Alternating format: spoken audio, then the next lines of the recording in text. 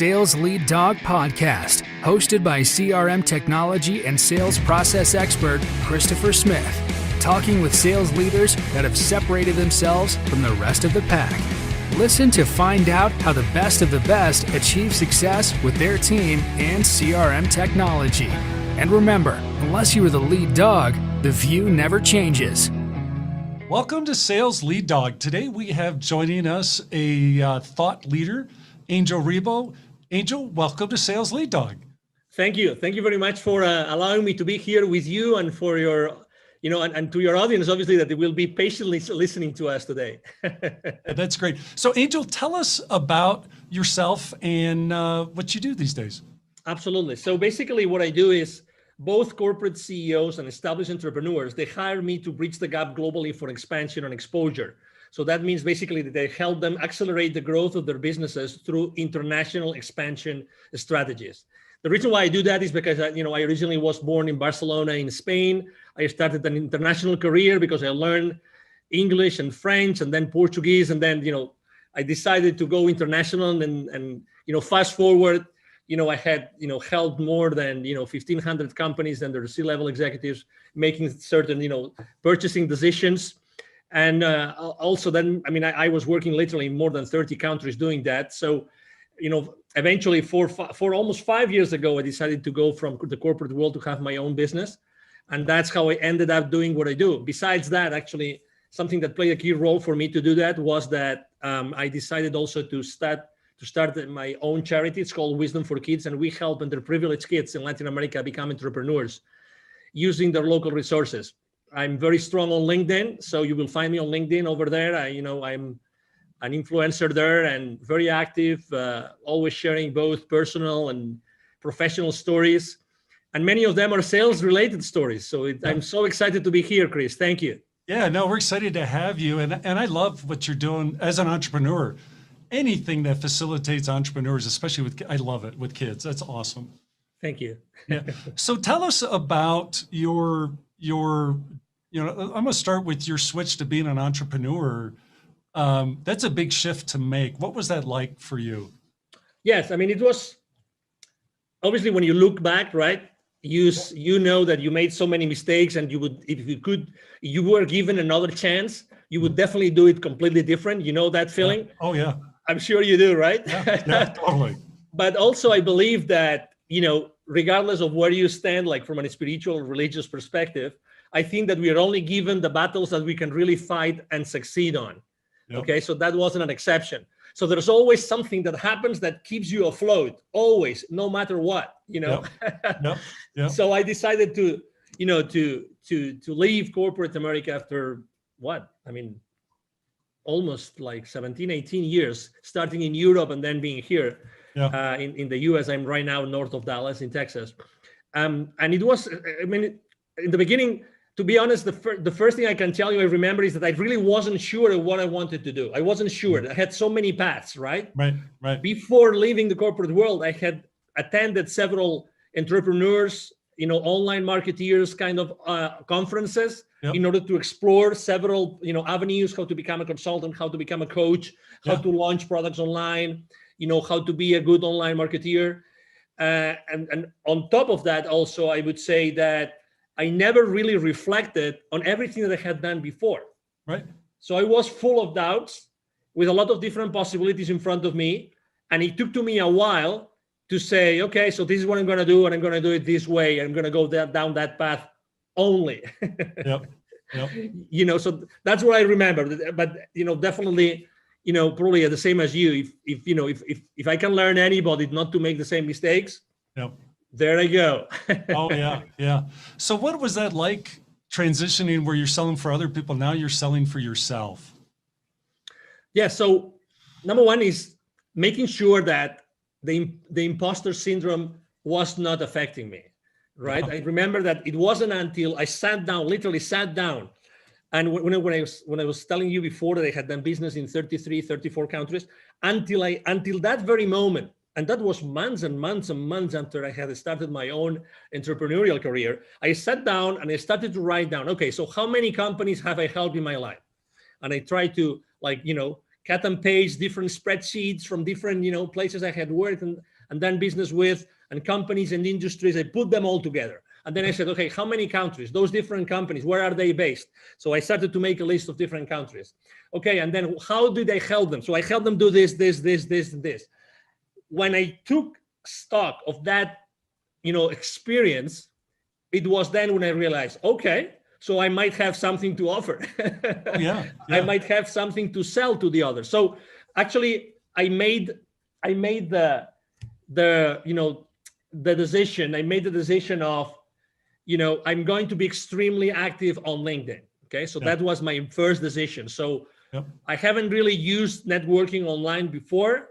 Right. I was using it like reactively. Now I'm going to be proactive, and I'm going to make LinkedIn the place where I'm going to conduct all my sales. Before, I don't remember selling a single thing.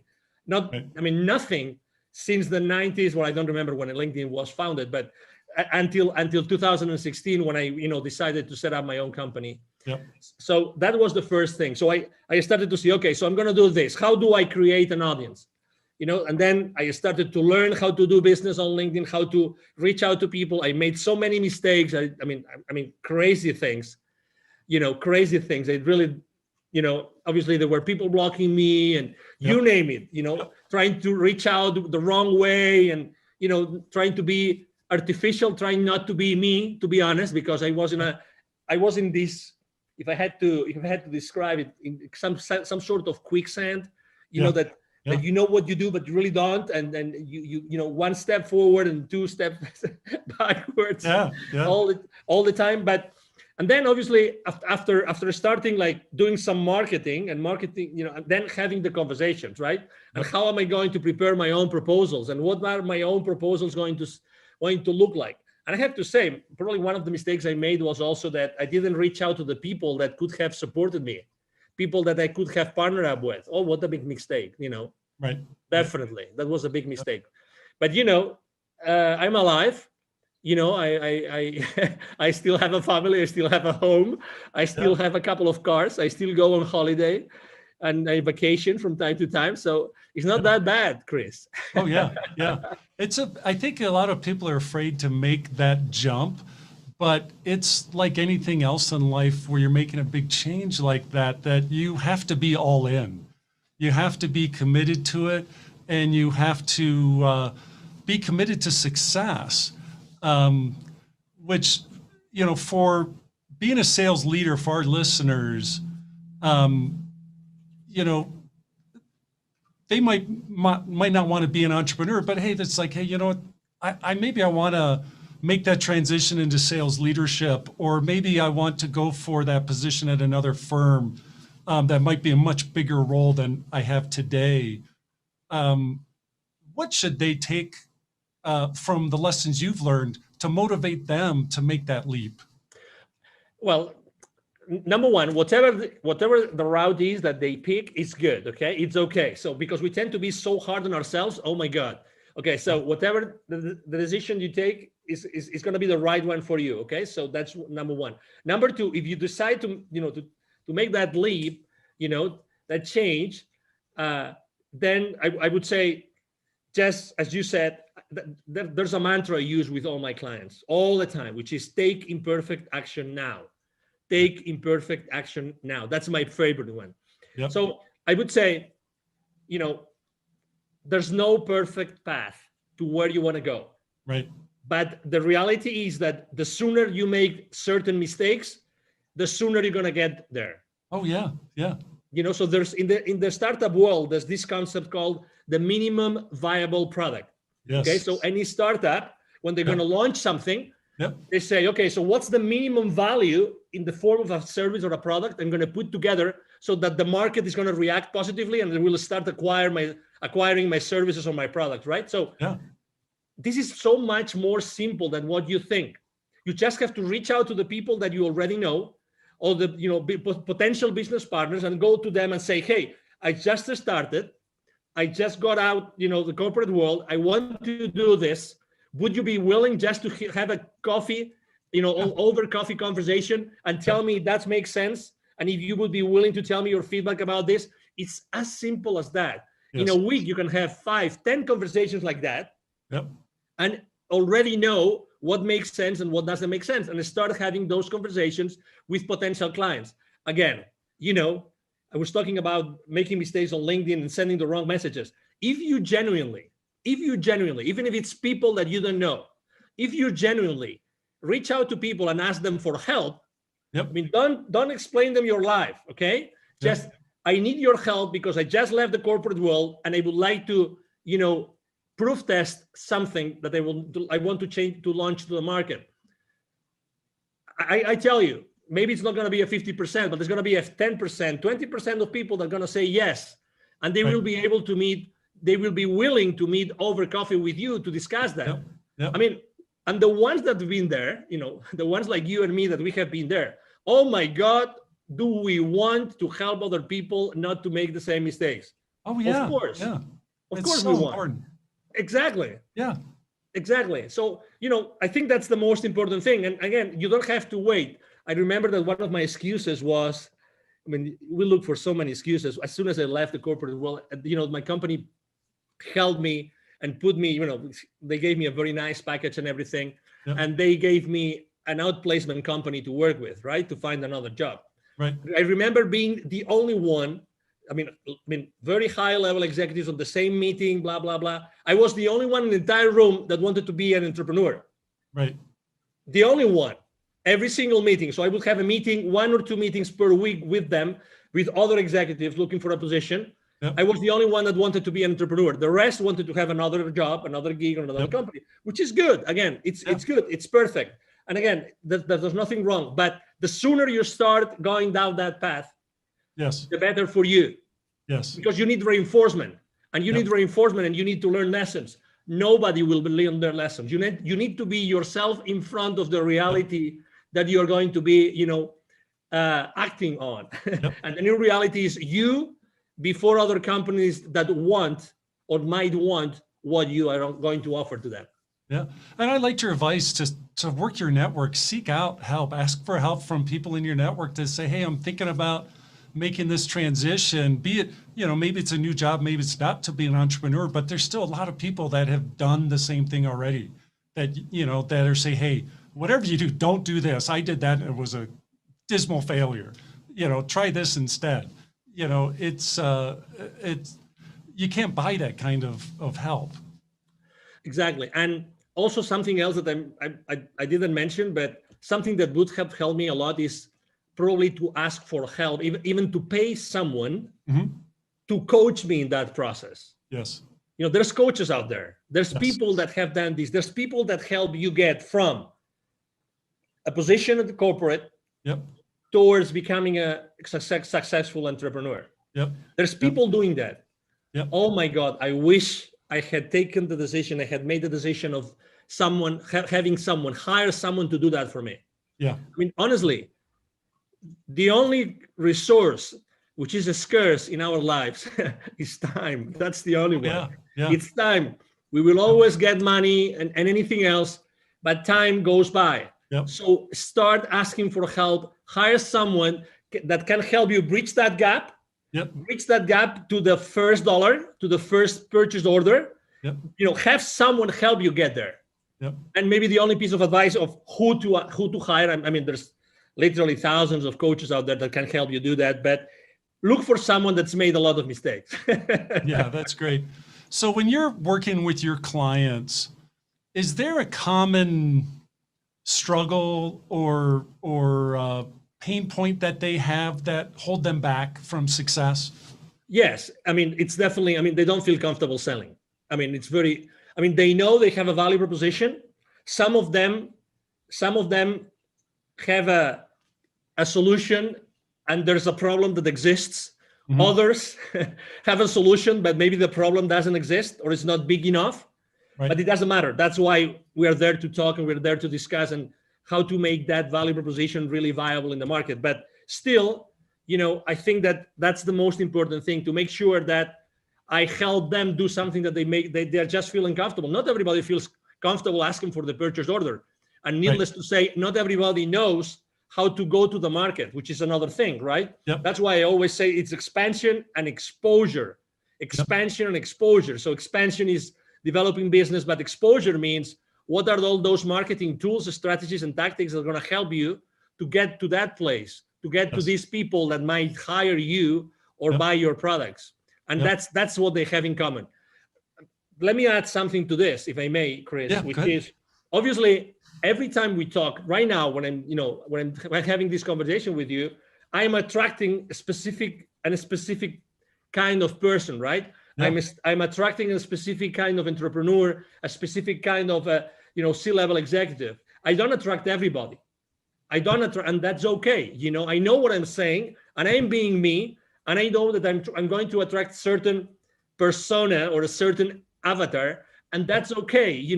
The world is full of people that need my services, and it's the same with you, and it's the same with you, Chris, and it's the same with everybody that wants to go from corporate to becoming an entrepreneur. We are unique in our lives, we are unique in our experiences, and we are unique in the way that we can deliver that value to our potential clients. Yep. That's why we'll never, that's a conversation you've had probably hundreds, if not thousands of times. I remember when I was training my sales force, the new sales reps would come to me and say, hey, okay, so where am I going to find leads? Oh, that's an interesting conversation. So, we would tell them, okay, so this is the source of leads, and I'm sure that your sales VP or your sales manager is going to give you a whole bunch of leads, and then there will always be someone in that sales training, someone raising their hands and saying, and what if I finish my list of leads and nobody has wanted to give me an appointment? I said, okay, that's interesting. I'm gonna do that myself. I'm gonna expose myself with you in front of the rest of the class, right? So if you ever finish all your lists of leads, I commit to you that I will be sitting down with you for an entire day, and we will both look for additional leads or list of leads online or in any other institutions that could provide you with potential clients of your business. Yeah.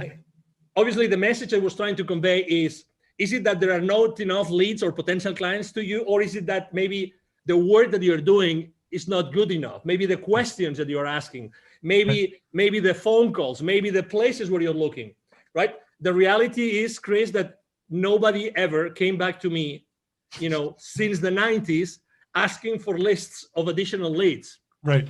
Nobody. Yeah. So at the end of the day, obviously, we all have to learn somewhere, and we all have to start, with inside sales or whatever, or telemarketer, marketing, or whatever that is. Yeah. What's your craziest sales story from your career? Well, there's plenty, but I have to say the one that I will never forget. So this is the deal, okay? So this is a multinational company. They're all over the world. What they do is they do electric motors. Yeah. Okay. Like all sizes, they're huge. Okay. They are originally from Brazil. Okay. And they were basically opening they had just acquired a new massive manufacturing plant in a specific place in Mexico. Okay. So the headquarters were using a specific technology, right? Which was actually the technology that I was representing. Okay, so I was covering the entire territory at that time, and I said, okay, wonderful. So we're just going to just acquire this company, so it's going to be an easy sale, right? So they just acquired this additional company here in Mexico. In Brazil, the standard technology is our technology, so it's going to be a piece of cake. Right. It's going to be a piece of cake, right? It's, they already know the advantages, blah, blah, blah, everything. All right. Yep. To make things worse, I'm originally from Spain. As I said before, I was in Mexico, and I was doing that. That wasn't a direct sale from me. So I was doing that indirectly through one of my business partners. Okay. One of my channel partners, to say it properly. All right. So I said, just go there, do all the groundwork, and then whenever you need me to, for the final stages of the negotiation, I show up. Yeah. What was even worse was that the CEO and general manager of that company in Mexico, he was also from Spain. So I said, oh my God, we will be able to talk about soccer, and we will be able to have a nice meal together. And we will, so you name it. when you already have this image in your brain. Yeah. It's lining up. Everything's lining up. Exactly. Yeah. What are the chances of this Brazilian company buying a company in Mexico, and the CEO and GM, he is a Spaniard, right? Yeah. Okay, so we start the sales process, blah blah blah, and then I start receiving symptoms, right? I mean, hey, there's a strong team. They had something like a 35, 40 engineering team, and those were each one represented X thousands of dollars of that particular proposal, right? Yep. So, but suddenly from, the sales director of that channel partner of mine, hey, there's a strong group which are using a completely different technology. These guys have never used our technology. They use another one, and they're very strong, and they really believe it's much more important, right? So I have to say that unfortunately we took shortcuts. We didn't analyze the decision process properly. We didn't analyze the decision criteria properly. We didn't have enough conversations with the economic buyer, with the CEO, with the GM. So we took so many shortcuts that we ended up losing the deal. Oh my. And it was several hundreds of thousands of dollars. Yeah. Several hundreds of thousands. So I will never forget the name of that company. Obviously, I'm trying to be extremely respectful and don't disclose the name of the company. But I have to tell you something. With the director of sales of that channel partner, we became friends because we were badly defeated. And obviously, all the company knew about that deal. When that deal has so much visibility inside the company that everybody's expecting us to win it. Yeah. So we had to go back and say, we lost it. What? We lost it. Yeah, we lost the deal. Well, to recover that account, it took to us 4 or 5 more years. Wow. 4 or 5 more years to get it back, to have, to perform, enough proofs of concept there, and to make sure that we were doing the right benchmarks of technology against technology, blah, blah, blah. And I guarantee you, we never took any other shortcut. We didn't take any other chances in any other deal. I tell you that. Oh, I bet. Dealing with rejection is a big part of sales, and being a sales leader and modeling that, how you handle rejection. I think it's important for a sales leader to model that for their team. What's your recommendations for sales leaders in terms of how they create the proper perspective in their sales team, especially the younger people that are getting started in sales? I would say number one is that for your potential clients, future clients, you call them suspects, leads, prospects, whatever, depending on the maturity, but their perspective is their reality. Don't forget that. Don't forget that. So your reality is not their reality. Okay. So that's the number one thing. So the number one thing I would like to say is, this is a marathon. Okay. So just you have to learn, and don't burn your bridges. It's a matter of time. You have to learn how to do this. This is as anything else, as playing tennis, as swimming, as driving, as anything else. This is a long run. Okay, so it's going to take some time for you to perfect whatever you want to do. And remember, be yourself all the time. That would be my second one. Be yourself. Don't pretend to be anybody else. It doesn't mean that you don't have to be mentored. You don't have to receive lessons. No. Okay, but be yourself, because if you're not yourself, you're going to be, sidetracked, whatever that is, and you're going to feel saying, I should have done what my gut feel was telling me. Okay, so just be there. And the third thing is always have the tough conversations. Don't hold anything to you. Always have those tough conversations. So what I'm trying to say is always make sure that whatever decision, whatever proposal you're making, whatever conversation, it's for the good of your client. Right. It's for the good of your client. Okay. So genuinely care about what is important for the client. Remember one thing, as I said before, perception is their reality. They want something, but you believe as a salesperson that they need something else. Right. Okay. So it's what they want. It's what they want. So remember, it's their reality. So you have to be there all the time. Okay. So those would be my, most important, pieces of advice. And again, you learn a lot. I mean, I learned from a desk making phone calls. That's how I learned. Yes. Yep. That's how I personally learned. I didn't even, it took to me more than a year to start making, sales appointments with the field reps, but it is what it is. It is, we have to learn, we have to make mistakes. You have to struggle. That's right. Yeah. So let's transfer our discussion here to talk about CRM. When it comes to CRM and your career in sales, did you love it or do you hate it? I loved it. And I loved it because it helped me structure myself and organize myself. The real, can I use a brand, or can I use I'd rather not? We try to stay away from that. And just talk in general terms. We don't want to. So there wasn't one over another. No, it's okay. So just going back in time in the late 90s, there was one system that was really like the number one that everybody would use, and everybody would use that one. I remember when the company was working with was over $1 billion in revenue, and they decided to buy that. Right, that was a multi-million-dollar deal that they had to invest on. I remember it was like a savior. I mean, I remember even though it was complicated, like lots of fields and things and interactions, it was like, oh my God, great.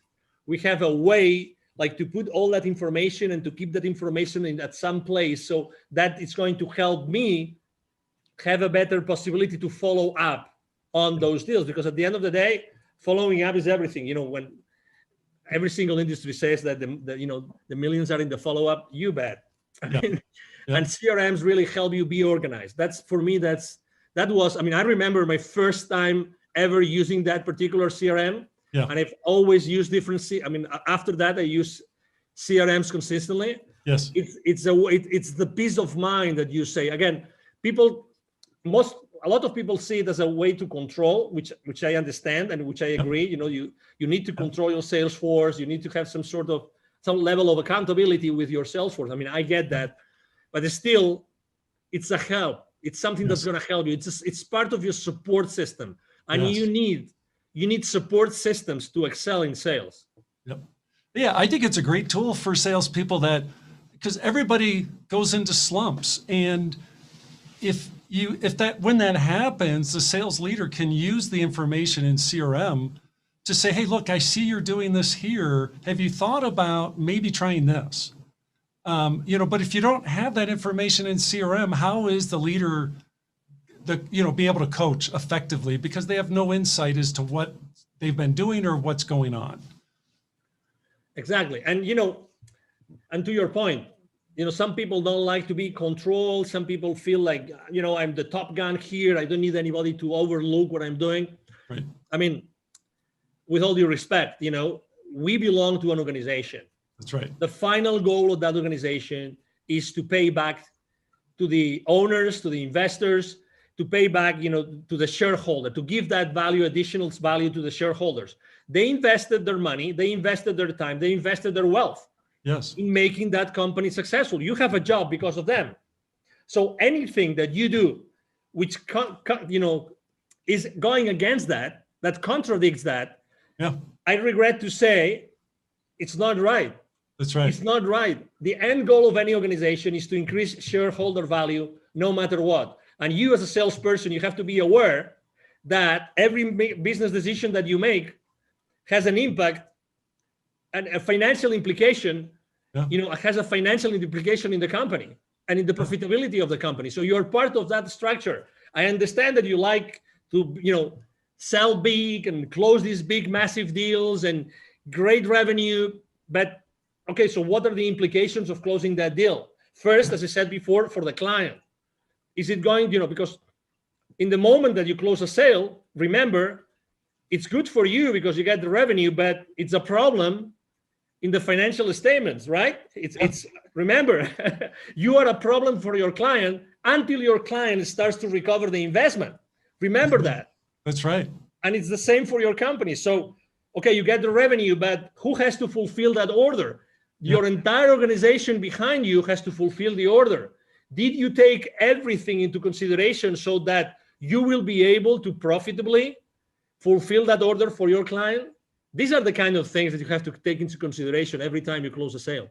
Yeah, I could not have said that better, Angel. That is so. Thank you. That's one of the discussions I love to have when we engage with a client is, okay, what happens when that deal's won? What is that being supported by your CRM? Is the information in your CRM to support the team that downstream that, as you said, they now have to take care of that customer. They have to own that relationship and make sure they achieve the ROI on their investment.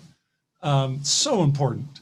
Absolutely. I mean, in all honesty, I mean, if we want to keep our teams accountable, I mean, we have to, and we want them, all of them, to be engaged, right? I mean, we have to educate them. I mean, very honestly, I mean, because you sell every single day. So I think that having those financial implications conversation is like the elephant in the room. Yes. It's like the elephant in the room. Who feels really comfortable? I mean, have you ever felt this? Let me ask you a question, Chris. Have you ever been in that situation in which you're trying to close a deal, you're in a negotiation table, and suddenly the CFO of your client shows up? Oh my God, you are with the fingers like this, cross fingers, saying, I pray to God that the questions from the CFO are not going to be that difficult, so I can still answer them, and they will still be interested in doing business with me. Yes. Because if we get into, if he pulls up his financial statements and he starts going on like, okay, so this and this and this and this, and he starts making these difficult questions. Oh my God, you might even have an MBA, but even if you have an MBA, how long ago did you forget all the financial principles? Oh yeah.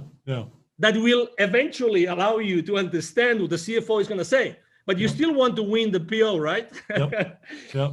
So this is exactly where we are. So we have to be humble, and we have to receive the education in order to be able to, be engaged in our company, be aligned with everybody else, and then we can be kept accountable.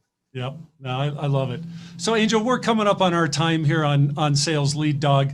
If people want to connect with you, what's the best way for them to reach out and connect? Thank you. The best way for them to connect with me is definitely to go and send me an email. It's very simple, like my name. It's Angel, Angel, at angelribo.com. It's ANGL again, RIB as in boy O, RIB as in boy B as in boy O.com. So it's Angel at angelribo.com. I'm very active on LinkedIn, very, very active.